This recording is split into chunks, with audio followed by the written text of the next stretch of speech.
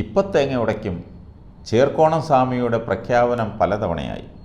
ഒടുവിൽ ക്ഷമ കെട്ട് സ്വാമിയുടെ കയ്യിൽ നിന്ന് തേങ്ങ പിടിച്ചു വാങ്ങി ഉടയ്ക്കുന്നു. മിഥുനം സിനിമയിലെ ജഗതിയുടെ കഥാപാത്രമാണ് ഓർമ്മ വരുന്നത്. നെഹ്റു കുടുംബത്തിൻ്റെ മണ്ഡലമായ യുപിയിലെ റായ്ബറേലിയിൽ നീണ്ട കാത്തിരിപ്പിന് ശേഷം തേങ്ങ ഉടച്ചു. അമ്മ സോണിയാഗാന്ധിയുടെ സിറ്റിംഗ് സീറ്റിൽ രാഹുൽ ഗാന്ധി പത്രിക സമർപ്പിച്ചു. സമയം തീരുന്നതിന് മണിക്കൂറുകൾക്ക് മുമ്പ്. ഇത്രയും വൈകിയത് പെങ്ങൾ പ്രിയങ്ക ഗാന്ധി ആ സീറ്റിൽ കണ്ണുവച്ചിരുന്നത് കൊണ്ടാണെന്നാണ് കിംവദന്തി. ഒടുവിൽ അമ്മ ഇടപെട്ട് തർക്കം പരിഹരിച്ചതാണെന്നും പ്രചരിക്കുന്നു. ശത്രുക്കൾക്ക് അങ്ങനെ കഥകൾ പലതും മെനയാം. അതവരുടെ കുടുംബകാര്യം, പാർട്ടിയുടെയും.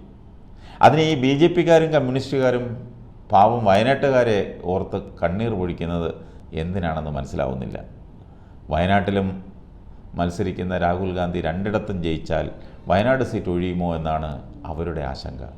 അതിന് ഫലം വരുന്നതുവരെ കാത്തിരുന്നുകൂടെ എന്നാണ് അവർ ചോദിക്കുന്നത്. ചൈനയിൽ മഴ പെയ്യുന്നത് അറിഞ്ഞ് ഉടനെ ഇവിടെ കുട പിടിക്കണോ? വയനാട്ടുകാരെ ഓർത്ത് ഇപ്പോൾ അവർ പൊഴിക്കുന്നത് മുതലക്കണ്ണീരാണെന്നാണ് കോൺഗ്രസ്സുകാർ പറയുന്നത്. രാഹുൽ വയനാട് സീറ്റ് ഒഴിഞ്ഞാൽ അവിടെ ഉപതെരഞ്ഞെടുപ്പിൽ പ്രിയങ്ക ഇറക്കും.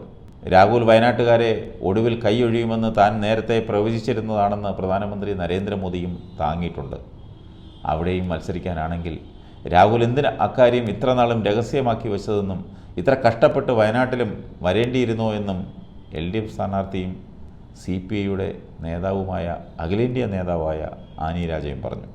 വയനാട് തൻ്റെ രണ്ടാം വീടെന്നാണ് രാഹുലിൻ്റെ വിശേഷണം. രാഹുൽ 2 സീറ്റിലും ജയിച്ചാലും വയനാട് നിലനിർത്തിക്കൂടെ?